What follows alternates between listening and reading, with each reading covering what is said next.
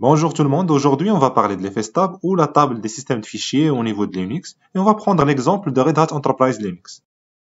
Cette table-là est une table, on peut dire, de configuration qui est disponible sous Linux pour faciliter la gestion du montage ou démontage des systèmes de fichiers au niveau de votre machine Linux.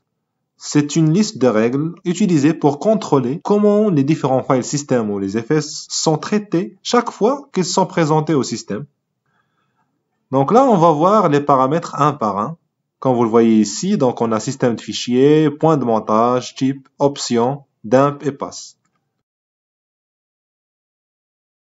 On va parler dans un premier temps du paramètre système de fichiers qui est, on peut dire, utilisé pour indiquer au système le volume à monter ou à traiter. Et comme vous voyez, il y a deux types de notation qu'on peut utiliser, soit le nom de partition, donc SD quelque chose, par exemple SDA1, SDA, SDB1, SDB2, SDB, etc.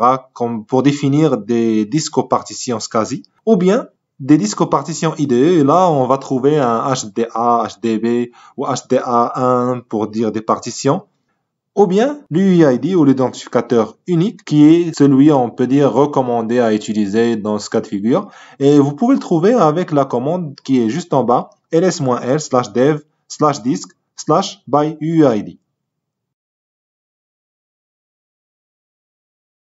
Ensuite, nous avons le point de montage ou on peut dire le répertoire qui va être utilisé pour accéder au système de fichiers de la partition.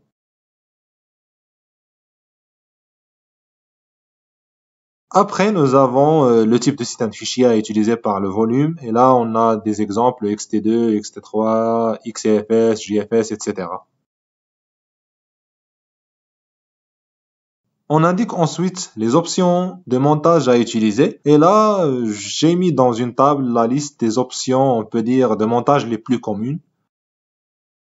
On a par exemple Auto qui permet au système de fichiers d'être monté automatiquement en utilisant la commande mount-a. On a aussi Default, on a aussi Exec qui permet l'exécution de fichiers binaires sur un système de fichiers particulier. On a aussi Loop qui est utilisé pour monter une image en tant que périphérique en boucle. On a nos Exec, nos User, Remount. On a aussi RO, RW pour dire lecture seule ou lecture-écriture, pour indiquer au système de monter le système de fichiers en lecture seule ou en lecture-écriture, etc. Vous avez en bas le lien pour voir l'ensemble des options ainsi que leur définition. Enfin, nous avons donc dump et pass. Dump pour indiquer si le FS doit être sauvegardé avec dump ou pas.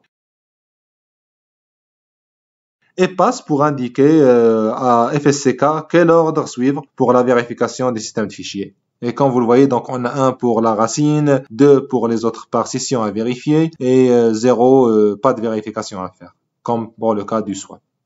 C'est tout pour cette vidéo. Merci pour votre attention et à la prochaine vidéo.